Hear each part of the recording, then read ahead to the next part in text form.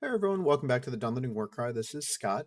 I'm just here to go over some lists for the event that I'm attending tomorrow, along with going over some of my hobbying stuff that I've been doing over the last week or so. Um, I'm going to be attending a Great Lakes Hobbit League up in Michigan event. It's based on the Fellowship of the Ring Book 1. Um, Now, you don't have to take a Fellowship of the Ring Book 1 army. However, the painting part of it, they have their artisan awards. The theme is Fellowship of the Ring Book 1. You don't have to, so you got to do a model and then four objective markers. Um, the model doesn't have to be part of your army, so you can be flexible with that. But of course, why not take a chance to try and do some thematic stuff? I actually am playing a thematic version of the dreaded White Hand, um, but given the other armies that show up, I might have some trouble.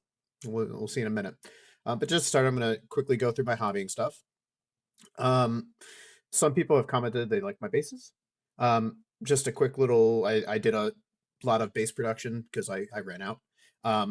What my bases are just 25 mil bases. I found ones that are really similar to GW ones on Amazon for like $100, 10 for 100, or $10 for 100 bases, which I've been using. Though I might have the in for $100 for 10,000 or some crap that someone mentioned to me. So I'll be looking into it. Um, I take cork and I cut the cork into two pieces and then glue it to either side. And then I basically carve away into like two mini hills. That's the first step, and I do a lot of them. I've done like 300 of them so far. They hurt my hands so badly every time. But what I do next, get some glue, got some sand. I forgot the brand of the sand, but I really like how it works with the material. Um, it forms up pretty a nice overcoat. I don't really care about getting it on the base itself. As we'll see in a bit, that doesn't matter as much. But this base texture I really like a lot before I go over it. So as you can see, I did many of them. And then I found some that I had done with a different sand material. Um, I notice the difference when they're finished, but I don't think most would, so I'm not too worried about it. I don't like this material, how it compares to the other. The other was much better, and I finally found the brand. I had to look for a little bit to find it, but I did. Um, it gets marked very generic in stores, but it is a brand, and I was able to find it. And then I went outside. There's still some snow left that's melting here in Michigan, and I primed them with Chaos Black. It sinks in a little bit and it doesn't get it perfectly, but that's okay. Really, the goal is just I don't want any big yellow spots, just because when I do the next step, it can show through sometimes. Okay, I didn't show the next step. I will in a little bit, but uh, I also am working on a display board. So I found these 2x2 foam boards at Home Depot the other day, and I got a big jar of joint compound, so I just layered it up. It was drying for about 3 days on this first layer. I put way too much. It weighs about 20 pounds, but that's okay. Then you can see my nice dirty laundry over there. I did another layer just to fill in some of the cracks that had formed, or no, that was it drying still. Now it's the cracks that had formed. I did a layer to fill that in. It's not perfect, but it's okay. It's getting covered anyway. And then I have this I forgot the brand, but it's Pro Acryl Brown Earth or something. And I took a big chunk in my hand. I just started spreading it all over because I don't have any big paintbrushes. So I did this indoors, which I'm probably not supposed to do. But I didn't get crap everywhere. So I did a big layer of it. It dried yesterday. I actually pulled it off today, and I started painting the rims, the rim of the board, just to give it a dark color on the side. I have some straw, like dark straw grass material that kind of looks Rohan-ish that I'm going to be using on there. Of course, Dunland, we got to take over. I'm going to be theming this Rohan wise in terms of ruins. I have a few buildings that I'm going to put on here, but it's going to look pretty cool. Um, I finished the last few models that I needed for Adepticon. I'm way far out, but I'm done. Um, the last thing I needed to do was actually paint another chief's sash and all that. So I think it's this one here, is actually, I can't really highlight it well, but this one here, he is the brown chief. So I have red, blue, yellow, green, orange, brown, and then we'll see in a minute that I also have purple done. He's hiding in the background here. But I took the opportunity of having those set aside to make myself paint more because I've said before I think I have 7 boxes total, and most of them are built. There's maybe a dozen that aren't of flaming brands that I'm going to do something with. Um, I took the opportunity to say, hey, I need to paint. So I took as all the remaining. I did have to paint a few for Adepticon, and I started going at it. I did paint a new list. I had my Saruman of many colors done already. The Oathmaker I had finished a bit back. I finished up the Chief, and then I only had one that was mostly done. I actually didn't finish this straw haired guy here. So I went through. I did some back and forth. You can see here actually the next step of the basing. So you can see all that drying material. That's sterling mud. It works really well with the basing scheme that I have. Uh, it doesn't cover everything perfectly, but that's what the sand material underneath is for. I think they come out really great. Um, but I did that, and then I finished up painting. You can see my beautiful legs there, and my hobby being crap all over the place. I finished painting them. I put on some tufts. Some of these are still drying. That's why you can see like little white specks and all that. That's the PVA. But I finished a whole bunch more. So I have about 110 or 120 Wildmen done now, which is fantastic. There's not many left to do. But depending on the results of an upcoming event, I might paint the rest of them for an event next month. But I'm probably going to try and paint them anyway. I'm thinking I'm going to try and challenge myself to do them for the end of this month anyway. My Sauron came in. I built him up. I can't prime him yet. I actually ran out of primer while I was doing the bases. So I need to get more. It's already ordered, so it's coming in soon. And then the reason I had that Pro Acro that I used on the display board, I was going to try and use it as a Sterling Mud replacement, but I don't like it at all. So you can see here, the orc on the right is just on a base that has the sand and primed. The bow orc in the middle is the acryl drying, and then the left one is actually it dried. It looks so much different than the Sterling Mud I have.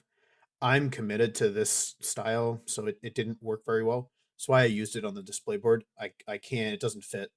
So I'm gonna get more Sterling Mud. I'm sure I could make it myself fairly tried, but I'm lazy. So I'm going to the store, a store obviously tomorrow that probably has it. So I'm gonna pick up some more. I don't actually use that much on these bases, so it lasts a very long time. So I'm gonna get more so I could do these bases for these orcs. These are the ones I'm prepping for an event in a couple weeks. That's going. I'm gonna be bringing Sauron to. So I've got a bunch of orcs ready to go. I just some of them have to be primed along with Sauron before I can start painting them. So that's the next step. That's my hobbying for the last week. Going back to the event, I actually accidentally closed out the event pack. Let me get that back up quickly.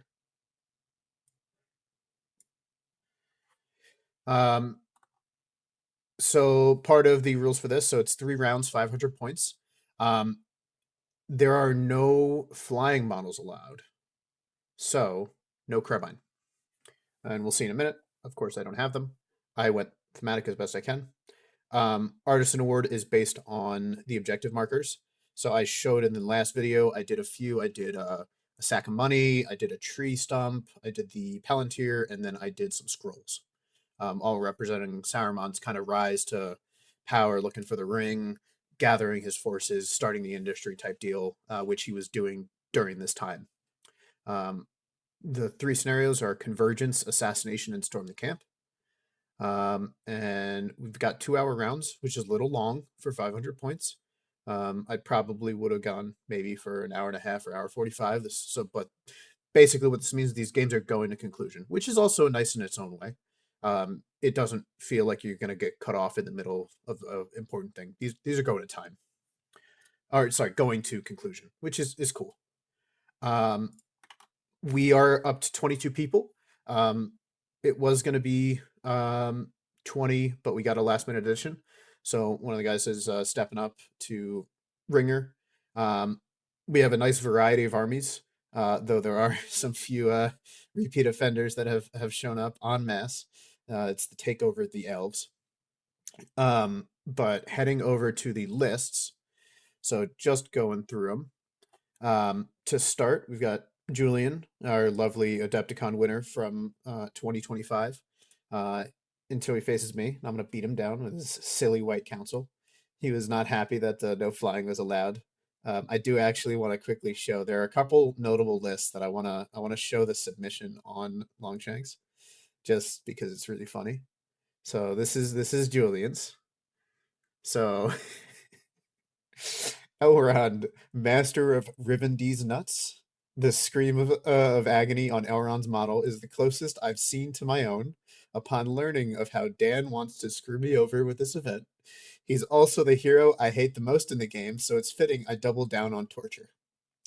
Galadriel, Lady of Getting Lit, her once per game I become super worthless ability is the closest thing possible to feeling the way I do, not being able to play birds.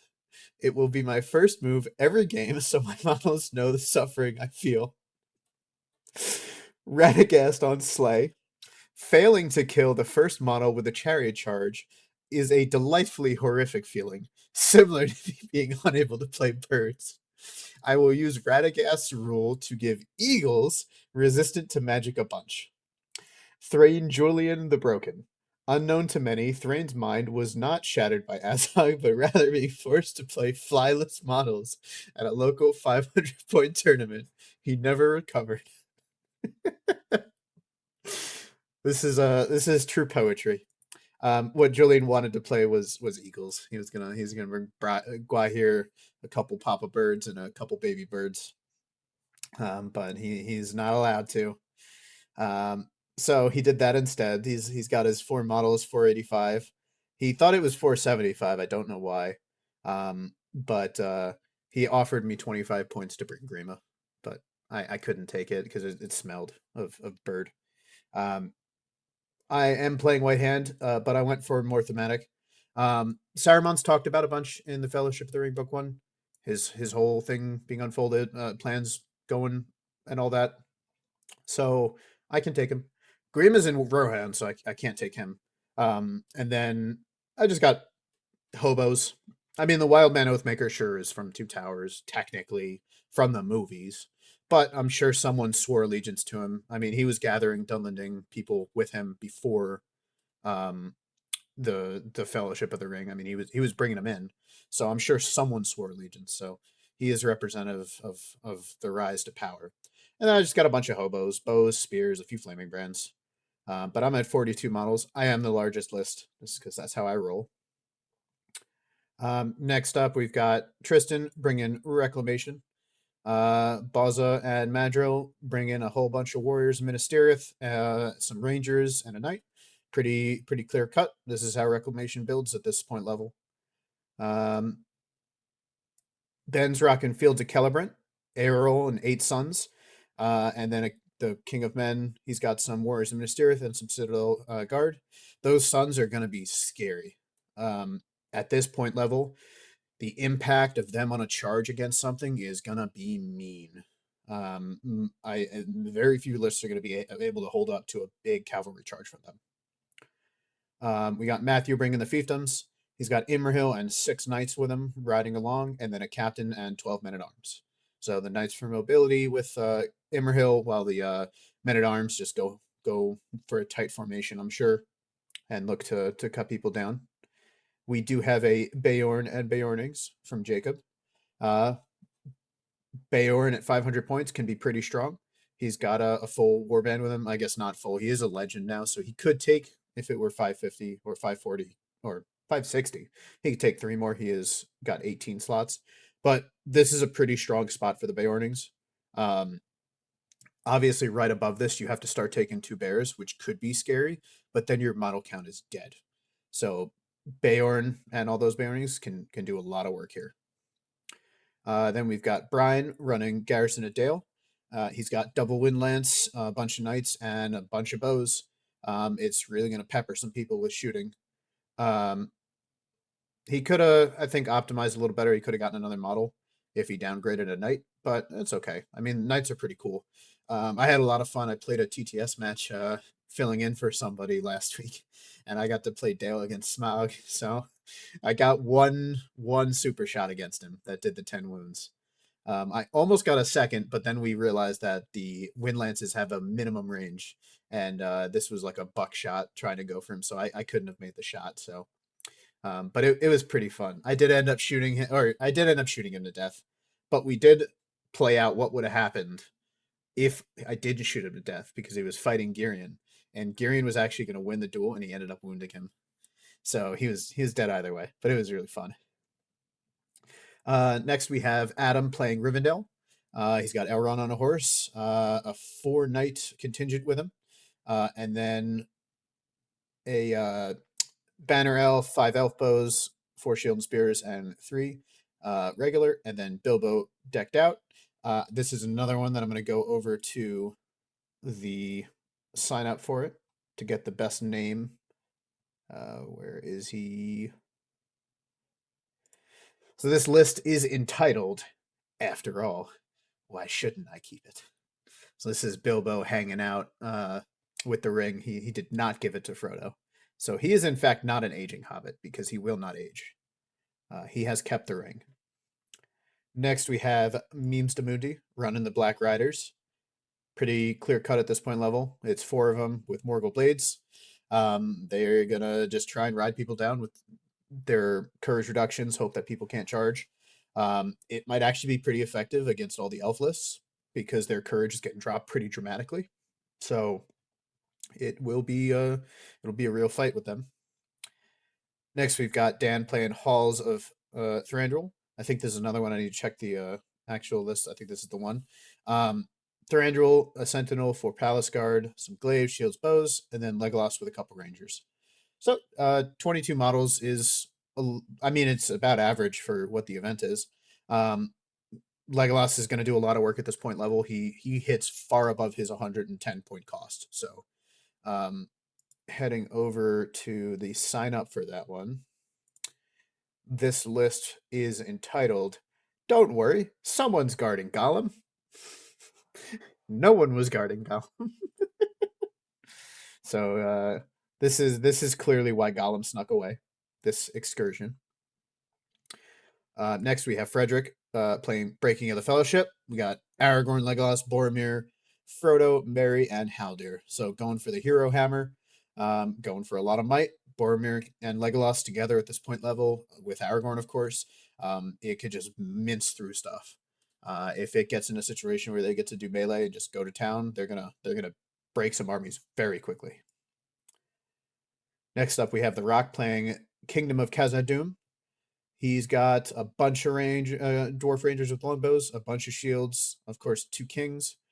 At this point level, this is a very strong build. The longbows are going to do a lot of work. The Iron Guard up close as well can do a lot of work here. Every throwing weapon matters. Shooting gets way more effective the lower points you go because the lists are not big enough that every kill matters. There's very little armies that have redundancies at this point level. So this is going to be a real powerhouse. Now the scenarios require a little bit of mobility, but if this list gets where it wants to go, there's very few that are going to be able to stop it. Next, we have Charles running Army of Gothmog. We got Gothmog with a shield, Goroth with his big 2-hander, and then a bunch of Moradins. 30 models, solid for 500 points. Unfortunately, there's not many men. There are a decent amount, but not that many to play into the hatred aspect. But it's still 30 models at 500 points with the list count being generally less than that. It could do a lot of work with those D6 Moradins. Next, we have Aaron running Corsair Fleets. He's got a lot of crossbows. There are 15 crossbows in this list, along with 14 throwing weapons. This is maximizing on the shooting. It's going to do a lot of work if it pulls it off. And of course, it does have a ton of Reavers on top of that going in. This is going to be a scary one for a lot of the lower count lists, especially the elves. It's gonna do some damage just from sheer numbers. Next, we have Nick rocking Armia Edoras. We got Helm and Halath, dynamic duo. They've got 20 models with them, some shield and shielded spirit dudes for the line, and then some riders and Rohan Royal Guards to run along with dad and son just to ride some people down. It's gonna be a real heavy shock list. If it gets a really good charge, it's gonna do a lot of damage between Helm and Haleth. Helm's free combat, Haleth still being able to combat himself. They can ride down half a list. I've said this before. A lot of lower count lists, especially in these point level tournaments and similar, if they get a good first turn charge with these big cav lists, with big heroes that can do heroics, they can cripple a list from the get go. And that's really what you're looking for. It can end a game before it begins. Next, we've got Brigham bringing Ugluk Scouts. He's got Ugluk Grishnak, a scout captain, and a drummer. I think this is the harder way to build it personally. I do think generally an Orc captain is the better third hero, but it is still 36 models and 11 bows. And it, of course, has 7 might, which is going to be higher than most of these 2 hero lists. And it's got the free marches for the Uryx. So it's going to get where it needs to go, especially with the scenarios we have. This can be pretty effective. Next up, we've got Ryan, another Rivendell. Elrond on foot this time, but it's got a lot of elves with him. He's at 24 models. He's got Linder to back him up with resistance. And then the free will per turn for Elrond to just keep casting those wraths. He's got a banner, 10 shield and spears, 5 shields, and 6 bows. Solid number of elves. This one might have a little bit more mobility issues, but it's also going to be able to protect its areas very well when it comes to, say, Storm the Camp. And Linder is going to be very hard to get to in Assassination. Then we have Tyler with another Halls of Thranduil. This time he's opted for the heavy armor and elk, so he's riding around. Again, Legolas, super valuable at this point level. He can really do a lot of damage. There's a very good chance he makes back his points and way more. A Sentinel, a couple Knights, Palace Guard, Glaives, and Shields. So it is focused on Legolas for the shooting, but if it gets in without taking any shooting losses itself and doing some shooting damage with Legolas, these elves punch way above their weight. Halls of Thranduil's, again, really good at this point level. Fight value is another solid aspect of lower points. Just win fights, don't take losses, and you can win a game just on a good solid turn. Next, we got Jeremy taking Besiegers. I think this is the first time I've actually seen Besiegers in an event I've been at. It's got a lot of models still, 35, and having a monster. There are not many monsters this Saturday, as we'll get to. But he's got the Scavengers, and then he's got a Chief, and then a whole bunch of hobos. He does have maxed out bows. Besiegers is pretty solid considering or I guess no, I think it's range of objectives, which I don't think Convergence has anything for that. So I don't think it's going to benefit from that rule at all. But it's still a solid number of bodies, and the Snow Troll can be really effective at this point level. The Snow Troll is a really solid model. My only reservation when I've thought about playing Besiegers is that I don't want to take Shank and Rot. I just want the Snow Troll. So taking them is rough. I don't want to buy them too, since they're expensive. I don't want to pay money. Then we've got Nick Bush running Rivendell as well. Elrond on a horse with Lindir again, and then a bunch of elves. Couple less models than the other list, just trading out to have that horse, but it's got one more bow. Again, playing for the scenarios, this could be pretty powerful. And then Nomad Steel running Kingdom of Khazad-dûm, bringing the power of Durin and 14 Hearthguard. They're going to really mince people up. And then Martin and some Rangers. Martin can see a lot of strength at this point level just with his free combats, so he's not a bad pick. Now, I know a lot of people are down on him in general last edition, but especially this edition. But the free combats, I mean, if you get kills early, that can decide these point level games, is early kills. Can you swing it towards you? You probably won't see it swing back. And then lastly, we have Keith with our ringer list, jumping in to keep stuff even, which is awesome. We've got Road to Rivendell with Aragorn, Bill and the Hobbits, and then Gildor and some elves. So very thematic, right on point. I think there aren't as many thematic lists as I'd hope, but that's okay. We have Road to Rivendell. I mean, they didn't get to Rivendell yet. That's all these Rivendell lists. What are you guys doing there? Road to Rivendell. We have alternate timeline Rivendell there. We do have the Black Riders, which is thematic. My jumping through hoops thematicism of White Hand. Yeah, there's not as many, but it's okay. A lot of elves. They're on point for when they get to Rivendell at least, because there are a lot of good lists in this event. So model count wise, the average is 22.7. The high count is 40. That's me, and then low count is 4 between the White Council and the Black Riders. In terms of good versus evil, 72.7% good. There are very few evil lists. What is it? 1, 2, 3, 4, 5, 6 evil lists. And then on top of that, monsters. There are 2 monster lists out of out of 22. There are almost none. At 500 points, they can be super impactful, but so can a lot of these other heroes that are basically their equivalent, like Helm, for example, or Elrond. They're very strong at this point level as well. Caster-wise, it says we have 31% because there are 7 casters, but 3 of them are Elrond in Rivendell lists. So I don't know how much I count him. He is a caster, but like, come on. It's not like the other ones where we got Saruman and Galadriel, Ring Wraiths, but we'll give it to him. I do want to quickly run through. We do have the matchups for round 1 already, so we can kind of glance through those as well. I guess actually I should just stay on this sheet. It's cleaner. So we have Nick and Matt Rivendell versus Fiefdoms.